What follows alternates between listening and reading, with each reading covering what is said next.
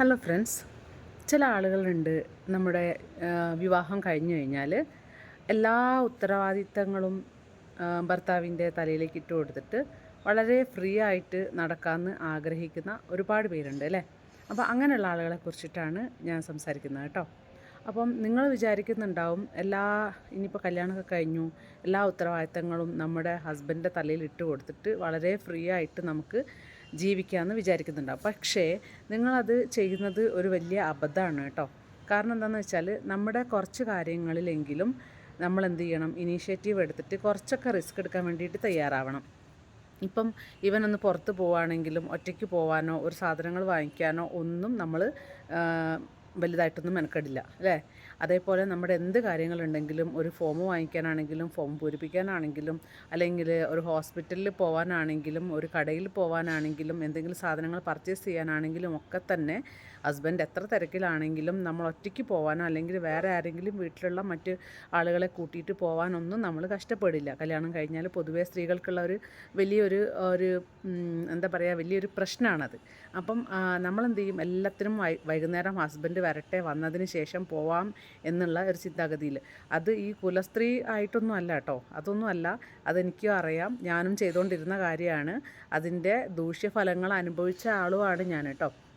അപ്പം നമ്മൾ അങ്ങനെ ചെയ്യും. പിന്നെ അത് കഴിഞ്ഞിട്ട് കുറച്ച് കഴിയുമ്പോഴത്തേക്ക് നമുക്ക് പൊതുവേ ഭൂരിപക്ഷം ആളുകൾക്കും എന്ത് ചെയ്യും, ജോലി അന്വേഷിക്കാൻ. അപ്പോൾ പഠിത്തം കഴിഞ്ഞിട്ട് നേരെ പിന്നെ കല്യാണം കഴിഞ്ഞ ആളുകളാണെങ്കിൽ അവർ പിന്നെ ഒരു ജോലിക്ക് പോവാനോ അങ്ങനെയുള്ള ശ്രമങ്ങളൊക്കെ കുറച്ച് പയ്യെ കുറച്ച് കുറഞ്ഞു വരും. കാരണം അപ്പോഴത്തേക്ക് ചിലപ്പം പ്രഗ്നൻ്റ് ആയിട്ടുണ്ടാവും. അപ്പം കുട്ടികളുടെ പിന്നെ ഡെലിവറി കഴിയും. ഡെലിവറി കഴിഞ്ഞതിന് ശേഷം നമുക്ക് കുട്ടികളുടെ കാര്യങ്ങൾ നോക്കണം. പിന്നെ അവർ വലുതായി വരുന്നവരെ അവരുടെ കാര്യങ്ങൾ, റെസ്പോൺസിബിലിറ്റീസ് കാര്യങ്ങളൊക്കെ ഉള്ളത് കൊണ്ട് നമ്മളെല്ലാത്തിൽ നിന്നും പതുക്കെ പിന്നോട്ട് വലിയുന്നൊരു സിസ്റ്റം പൊതുവേ ഉണ്ട്. പ്രത്യേകിച്ച് നമ്മളെപ്പോലെയൊക്കെ ഇങ്ങനെ നമ്മളെ നാട്ടിൽ നിന്ന് വിട്ട് മറ്റ് സ്ഥലങ്ങളിലൊക്കെ താമസിക്കുന്ന ആളുകളാണെങ്കിൽ മിക്കപ്പോഴും അവർ വീട്ടിൽ തന്നെ ഇരുന്ന് കുട്ടികളുടെ കാര്യങ്ങളൊക്കെ നോക്കി ആദ്യം നമുക്കതൊരു സുഖമായിരിക്കും. പിന്നെ കുറേ കഴിയുമ്പോൾ നമ്മുടെ മൈൻഡ് ഗ്രാജ്വലി നമ്മൾ ഫ്രസ്ട്രേറ്റഡ് ആവാൻ വേണ്ടി തുടങ്ങും. എന്താണെന്ന് വെച്ചാൽ നമുക്ക് എൻഗേജ്ഡ് ആവാൻ പറ്റുന്നില്ല. ഒരു കാര്യങ്ങൾ നമ്മൾ ഫോണോ അല്ലെങ്കിൽ ടി വിയൊക്കെ നോക്കിയിരിക്കുന്നതിൽ ഒരു പരിധിയുണ്ട്. പിന്നെ നമ്മൾ വീക്കെൻഡുകളാകുമ്പം ഹസ്ബൻഡിനെ കുറച്ച് കഴിയുമ്പോഴത്തേക്ക് കുട്ടികൾ കുറച്ചും കൂടെ ഒന്ന് വലുതായി തുടങ്ങിയാൽ അപ്പം വീക്കെൻഡുകളാകുമ്പോഴത്തേക്ക് നമ്മൾ പിന്നെ നമ്മളെ ഹസ്ബൻഡിനെ ഡിസ്റ്റർബ് ചെയ്തുകൊണ്ടിരിക്കും. പുറത്ത് പോകണം, അല്ലെങ്കിൽ വീക്കെൻഡിൽ ചിലപ്പം അവർക്ക് എക്സ്ട്രാ വർക്ക് ഉണ്ടെങ്കിൽ എന്താണ് ഇന്നും വർക്കാണോ, സാറ്റർഡേ വർക്കുണ്ടോ, സൺഡേ വർക്കുണ്ടോ, എന്താണ് നിങ്ങൾക്ക് ഫ്രീ ആകാൻ പറ്റുന്നില്ലേ, പുറത്ത് കൊണ്ടുപോകാൻ പറ്റുന്നില്ലേ എന്ന് പറഞ്ഞുകൊണ്ട് നമ്മുടെ കുടുംബത്തിലുള്ള സമാധാനം കൂടെ പയ്യെ ആയിട്ട് നമുക്ക് പോയി കിട്ടും. അതേപോലെ നമുക്ക് എപ്പോഴെങ്കിലും ഒന്ന് ഒറ്റയ്ക്ക് പുറത്തേക്ക് പോകേണ്ടി വന്നു കഴിഞ്ഞാൽ നമുക്കത് ഭയങ്കരമായിട്ടുള്ളൊരു ബുദ്ധിമുട്ടായിരിക്കും. ഒരു റോഡ്, എന്നെയൊക്കെ സംബന്ധിച്ചിടത്തോളം എനിക്കൊന്നും ഫസ്റ്റ് ആ ഒരു സമയത്ത് ഒരു റോഡ് പോലും ഒറ്റയ്ക്ക് മുറിച്ച് കിടക്കാൻ ഭയങ്കര പേടിയായിരുന്നു.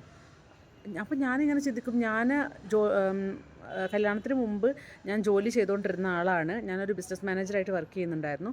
അതിന് മുമ്പ് ടീച്ചറായിട്ട് വർക്ക് ചെയ്യുന്നുണ്ടായിരുന്നു. അപ്പോൾ ഇതൊക്കെ ചെയ്തുകൊണ്ടിരുന്നിട്ട് പോലും എനിക്ക് കുറേ കാലത്ത് ഇങ്ങനെ നമ്മൾ പുറത്തൊന്നും അങ്ങനെ അധികം പോവാതെ അല്ലെങ്കിൽ പോവുകയാണെങ്കിൽ തന്നെ ഒരാളെ ഡിപ്പെൻഡ് ചെയ്തുകൊണ്ട് പോകുന്നത് കൊണ്ട് നമ്മളെ മൈൻഡ് സെറ്റ് അങ്ങനെ ആയി. നമ്മളൊരാളെ ഡിപ്പെൻഡ് ചെയ്തുകൊണ്ടാണ് ഇരിക്കുന്നത് എന്നുള്ള ആ ഒരു മൈൻഡ് സെറ്റ് ആയതുകൊണ്ട് ഇത് എനിക്ക് മാത്രം സംഭവിക്കുന്ന കാര്യമില്ല കേട്ടോ.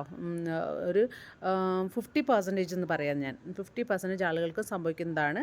ആർക്കെങ്കിലും ഇതുപോലെ അനുഭവം ഉണ്ടായിട്ടുണ്ടെങ്കിൽ അവർക്ക് റിലേറ്റ് ചെയ്യാൻ പറ്റും. അപ്പം നമ്മൾ എന്ത് ചെയ്യും, അത് ഗ്രാജ്വലി നമ്മുടെ മൈൻഡ് അങ്ങനെയായിട്ട് മാറും. നമുക്കൊരു കാര്യം ഒറ്റയ്ക്ക് ചെയ്യാൻ ബുദ്ധിമുട്ടായിരിക്കും, അല്ലെങ്കിൽ ഒറ്റയ്ക്ക് പുറത്തേക്ക് പോകാനോ റോഡ് മുറിച്ച് കടക്കാനോ അല്ലെങ്കിൽ കുറേ ആളുകളെ ക്രൗഡിനെ കാണുന്ന സമയത്ത് അവരെ ഫേസ് ചെയ്യാനൊക്കെ ഒരു കുറച്ച് ബുദ്ധിമുട്ടായിട്ട് നമുക്ക് തുടങ്ങുന്ന ഒരു സമയം ഉണ്ടാവും. അപ്പം നമുക്ക് തന്നെ മെൻ്റലി നമ്മൾ ഭയങ്കര ഡൗൺ ആവും. എനിക്കൊന്നും ചെയ്യാൻ പറ്റുന്നില്ല. കുറച്ചങ്ങോട്ട് എത്തുമ്പോഴത്തേക്ക് കുട്ടികൾ കുറച്ചും കൂടെ വലുതാകുമ്പോഴത്തേക്ക് നമ്മൾ ഇപ്പോൾ എന്താ പറയുക, ഒരു പ്ലേ സ്കൂളിലൊക്കെ വിടുന്നൊരു സമയമാകുമ്പോഴത്തേക്ക് നമുക്ക് പിന്നെ മെൻ്റലി നമുക്കൊരു പ്രശ്നമാണ്. കുട്ടികൾ ക്ലാസ്സിൽ പോകാൻ തുടങ്ങും, നമ്മളൊന്നും ചെയ്യാതെ വീട്ടിലിരിക്കുകയും ചെയ്യുമ്പോഴത്തേക്ക് നമുക്ക് ഓരോ കാര്യങ്ങൾ പിന്നെ പയ്യെ നമ്മൾ ചെയ്യേണ്ടതായിട്ട് വരുമ്പം നമ്മളെ മൈൻഡ് എന്താ പറയുക, അതിനോടൊരു സെറ്റ് ആവാത്തതായിട്ട് വരും. നമുക്കതൊരു പ്രശ്നമായിട്ട് വരും.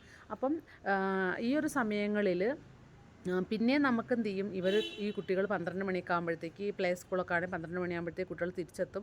അപ്പോഴും നമുക്കൊരു ജോലിക്കൊന്നും പോകാൻ പറ്റില്ല. ഇങ്ങനെ ഇരിക്കുന്ന ആളുകളോട് കുറച്ച് കാര്യങ്ങൾ എനിക്ക് പറയാനുണ്ട്. എന്താണെന്ന് വെച്ചാൽ, നിങ്ങളുടെ സമയം നിങ്ങൾ വെറുതെ കളയുകയാണെന്നുള്ളത് പിന്നത്തേക്ക് തോന്നാതിരിക്കാൻ വേണ്ടി നിങ്ങൾ ചെയ്യേണ്ട കുറച്ച് കാര്യങ്ങളാണ് ഞാൻ പറയുന്നത്. എന്താണെന്ന് വെച്ചാൽ, നമുക്കിപ്പം പണ്ട് കാലത്തെ പോലെയല്ല. പണ്ട് കാലത്താണെങ്കിൽ നമുക്ക് ഒരുപാട് എന്താ പറയുക, എൻ്റർടൈൻമെൻറ്റ്സ് കാര്യങ്ങൾ, അല്ലെങ്കിൽ നമുക്ക് ഓരോ ബുക്കുകളൊക്കെ വായിക്കാനൊക്കെ തന്നെ ഉണ്ടായിരുന്നുള്ളൂ. അതേപോലെ ഫോണോ അല്ലെങ്കിൽ ഇൻ്റർനെറ്റ് സൗകര്യങ്ങളോ ഒന്നും ഒരുപാടൊന്നും ഉണ്ടായിരുന്നില്ല. നമ്മൾ എന്ത് ചെയ്യും, ഈ ഫോണിലുള്ള ഡാറ്റ മാത്രമായിരുന്നു നമ്മൾ മുമ്പൊക്കെ യൂസ് ചെയ്തുകൊണ്ടിരിക്കുന്നത്. പക്ഷേ ഇപ്പോൾ നമുക്ക് കാലം മാറി, നമുക്ക് വൈഫൈ ഒക്കെ മിക്ക വീടുകളിലുണ്ട്. അപ്പം നമുക്ക് ഒരുപാട് യൂട്യൂബ് നമുക്ക് ഉപയോഗിക്കാൻ പറ്റുന്നുണ്ട്. ഒരുപാട് ഇൻഫ്ലുവൻസേഴ്സ് ഉണ്ട്. അവരുടെ ഒരുപാട് കാര്യങ്ങൾ നമുക്ക് അതിലൂടെ പഠിക്കാൻ പറ്റും. ഒരുപാട് കോഴ്സസ് തന്നെ ഫ്രീ ആയിട്ട് നമുക്ക് പ്രൊവൈഡ് ചെയ്യുന്നുണ്ട്. ഇങ്ങനത്തെ കാര്യങ്ങളെല്ലാം ഉണ്ട്. അപ്പോൾ അതുകൊണ്ട് തന്നെ നിങ്ങളുടെ സമയം വേസ്റ്റ് ചെയ്യാൻ നിങ്ങൾക്ക് തോന്നാതിരിക്കണമെങ്കിൽ നിങ്ങൾക്ക് എന്ത് ചെയ്യാം, നിങ്ങൾക്ക് ഓൺലൈനായിട്ട് എന്തെങ്കിലും ഒരു കോഴ്സ് എടുത്തിട്ട് പഠിക്കാവുന്നെങ്കിൽ, അല്ലെങ്കിൽ യൂട്യൂബിൽ തന്നെ ഇഷ്ടം പോലെ വീഡിയോസ് ഉണ്ട്. നമുക്ക് ട്യൂട്ടോറിയൽസ് ഒരുപാടുണ്ട്. പിന്നെ മറ്റൊരു കാര്യം, നിങ്ങൾ പഠിക്കാൻ അഥവാ താല്പര്യമില്ല എന്നാണെങ്കിൽ നിങ്ങൾ ചെയ്യാവുന്ന മറ്റൊരു കാര്യം, നിങ്ങളുടെ ഹോബി എന്താണെന്ന് നിങ്ങൾ കണ്ടുപിടിക്കുക. നിങ്ങളുടെ ടാലൻറ്റ് എന്താണെന്ന് നിങ്ങൾ കണ്ടുപിടിക്കുക. അതിനുശേഷം ആ ഒരു ടാലൻറ്റിനെ ബേസ് ചെയ്ത്, അല്ലെങ്കിൽ ആ ഒരു ഹോബിയെ ബേസ് ചെയ്തിട്ടുള്ള കാര്യങ്ങൾ നിങ്ങൾക്ക് ചെയ്യാവുന്നതാണ്. അതായത് നിങ്ങളുടെ ഇപ്പോൾ ഒരു ഹോബി, അല്ലെങ്കിൽ നിങ്ങളുടെ ഒരു ഇഷ്ടം ക്രോഷ്യോ, എന്താ പറയുക, നമ്മൾ ഈ എംബ്രോയ്ഡറി, അതുപോലെ ഓരോ ഡ്രസ്സുകൾ, കുഞ്ഞുടുപ്പുകളൊക്കെ ഉണ്ടാക്കുന്ന ക്രോഷ്യോ വർക്ക്, അങ്ങനത്തെയൊക്കെ ഇല്ല. അപ്പോൾ അങ്ങനത്തതൊക്കെയാണ് നിങ്ങൾക്ക് താല്പര്യമെങ്കിൽ നിങ്ങൾക്ക് ട്യൂട്ടോറിയൽസൊക്കെ നോക്കിയിട്ട് ബേസിക് ആയിട്ടുള്ള കാര്യങ്ങളൊക്കെ പഠിച്ച് അതിനുശേഷം കുറച്ച് ഗ്രാജ്വലി ഇമ്പ്രൂവ് ചെയ്തിട്ട് കൊണ്ടുവരാം. പിന്നെ വേണമെങ്കിൽ നിങ്ങൾക്ക് ഓൺലൈനായിട്ട് ഇതുപോലത്തെ ഉള്ള കോഴ്സുകൾ ഒരു 5000 3000 അല്ലെങ്കിൽ 1000 റുപ്പീസൊക്കെ കൊടുത്തു കഴിഞ്ഞാൽ ഒരുപാട് പേര് ഒരു മാസത്തെ 2 മാസത്തെ 3 മാസത്തെയൊക്കെ കോഴ്സുകൾ അവർ ഫ്രീ ആയിട്ട് കൊടുക്കുന്നതുണ്ടാവും. അതൊക്കെ നിങ്ങൾക്ക് പഠിച്ചു വെക്കാം. ഈ പഠിക്കുക എന്നുള്ളത് എപ്പോഴും നമുക്കൊരു അസറ്റാണ്. അത് ഇനി കോളേജിൽ പോയിട്ട് ആയിക്കൊള്ളണം എന്നില്ല. ഓൺലൈനായിട്ടാണെങ്കിലും നിങ്ങൾക്കത് എന്നത്തേക്കും ഒരു അസറ്റാണ്. പിന്നെ കുട്ടികളൊക്കെ കുറച്ച് വലുതായി വരുമ്പോഴത്തേക്ക് നിങ്ങൾക്ക് ഒരു ഓഫീസിൽ പോയി അല്ലെങ്കിൽ പുറത്ത് പോയിട്ട് ജോലി ചെയ്യാൻ പറ്റിയിട്ടില്ലെങ്കിൽ നിങ്ങൾക്ക് സ്വന്തമായിട്ട് എന്തെങ്കിലും ചെറിയൊരു ഏണിംഗ് ഉണ്ടാക്കാൻ വേണ്ടിയിട്ട് ഏറ്റവും ബെറ്റർ ആയിട്ടുള്ളൊരു വേ ആണ് കേട്ടോ ഈ ഒരു നമ്മൾ ഓൺലൈനായിട്ട് എന്തെങ്കിലും കാര്യങ്ങൾ പഠിക്കുക എന്നുള്ളത്.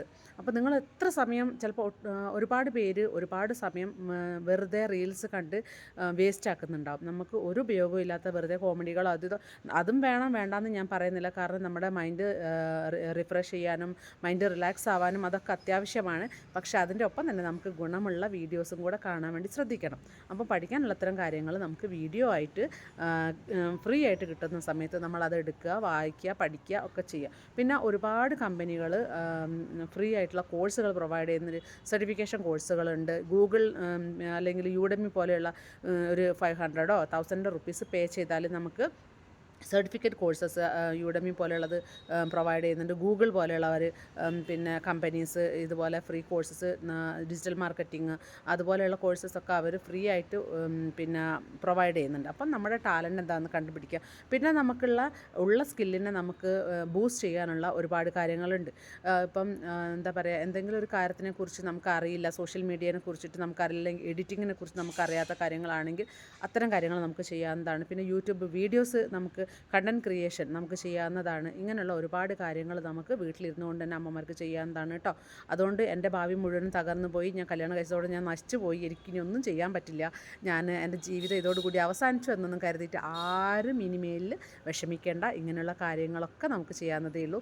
എന്തെങ്കിലും തരത്തിലുള്ള ഡൗട്ട്സ് ഉണ്ടെങ്കിൽ എന്നെക്കൊണ്ട് കഴിയാവുന്ന സഹായങ്ങൾ ഞാൻ ചെയ്യാം. എങ്ങനെയാണെന്ന് വെച്ചാൽ, നിങ്ങൾക്കുണ്ടാകുന്ന ഡൗട്ട്സ് എന്തെങ്കിലും ഉണ്ടെങ്കിൽ നിങ്ങൾ ജസ്റ്റ് കമൻ്റായിട്ട് എഴുതുകയാണെങ്കിൽ ഞാൻ അതിന് റിപ്ലൈ ചെയ്യുന്നതാണ് കേട്ടോ. അതുകൊണ്ട് ആരും വിഷമിക്കേണ്ട കാര്യമില്ല. എല്ലാവരും പരസ്പരം സപ്പോർട്ട് ചെയ്തുകൊണ്ട് നമുക്ക് മുന്നോട്ട് പോവാം.